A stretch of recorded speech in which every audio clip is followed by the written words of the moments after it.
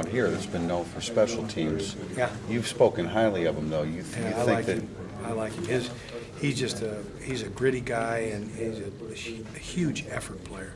I mean, he's as good an effort player as we have on our team, and that always translates on special teams. But it's translating right now into his play at safety.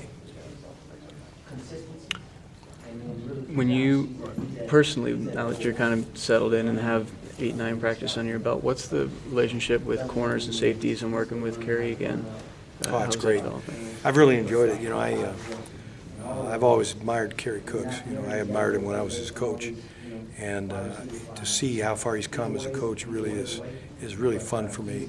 I mean, in my opinion, he's got to be one of the 2 or 3 best defensive backfield coaches in America, and he's on his way to the top, whatever that is for him. And just to see the way he handles our players and the way he explains things and teaches, it's really gratifying for me.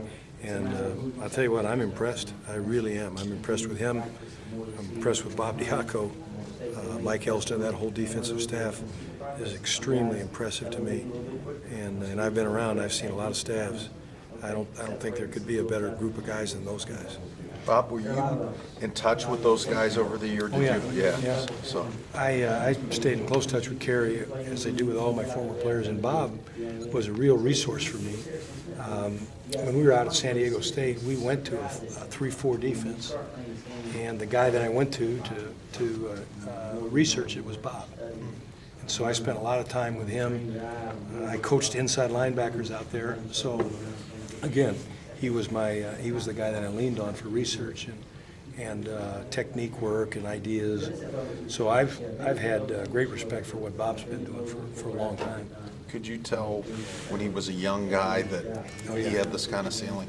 He was always a brilliant guy, you know, and had a great football IQ. And he's just got a personality. I mean, his personality, he's a great communicator. And he's got a personality that's, he draws people to him. He did as a player.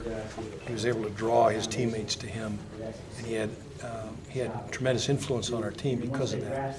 So he now moves that into a leadership role, and he's got great leadership traits. And I see him being, going to the top of this profession quickly. He's close to it right now.